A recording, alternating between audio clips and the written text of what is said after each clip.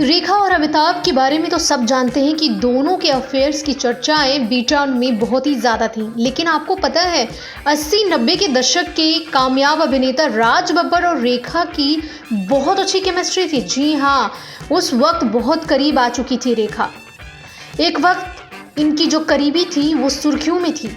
ये वो वक्त था जब राज बब्बर दूसरी पत्नी स्मिता पाटिल की मौत से सदमे में थे। वहीं रेखा के मन में अमिताभ बच्चन थे और रेखा बेहद दुखी थी। लेकिन करती तो करती क्या, अमिताभ बच्चन से रिश्ता टूटने की टीस ऐसी थी कि वो उन्हें भुला पा रही थी। बॉलीवुड की एवरग्रीन अभिनेत्री रेखा का नाम सबसे ज्यादा केवल और केवल अमिताभ बच्चन के साथ ही जोड़ा जाता है। इसके बाद उनका चर्चित अफेयर विनोद मेहरा के साथ रहा। लेकिन एक और अभिनेता है जिसके साथ उनका नाम जोड़ा जाता रहा है। जी हाँ, जिसके प्यार में वो कभी पड़ चुकी हैं। ये अभिनेता थे राज बब्बर।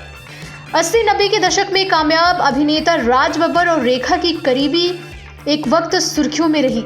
ये वक्त था वो जब बेहद अकेले हो चुके थे राज बब्बर और वो दर्द में डूबे हुए थे। वहीं दूसरी तरफ रेखा भी दर्द में डूबी हुई थी। भावनात्मक रूप से एक दूसरे के दुख दर्द दोनों बांटने के लिए एक साथ हो गए।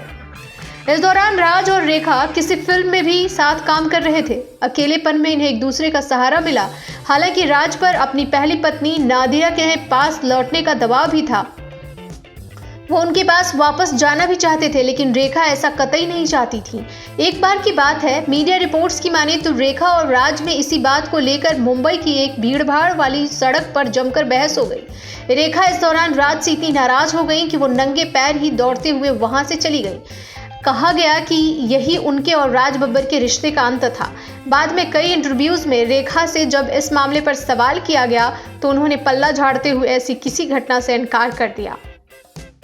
यहाँ तक कि उन्होंने तो राज के साथ अपने रिश्ते को भी खुलकर नहीं कबूला था। मगर राज बब्बर ने रेखा से अपने अफेयर के बारे में कभी कुछ नहीं छिपाया। उन्होंने कबूल किया था कि वो और रेखा बेहद करीब थे। लेकिन अगर उनकी पहली पत्नी बीच में नहीं आती तो हो सकता था कि रेखा के साथ इनका रिश्ता पक्का हो जाता। लेकिन अफसोस की बात है कि रेखा आज भी अकेली हैं, कल भी अकेली थी और न जाने कितने दिनों तक वो अकेली रहेंगी। देखते रहिए बिग स्क्रीन, सब्सक्राइब कीजिए और हमारे इस गॉसिप पर ढेर सारे कमेंट कीजिए।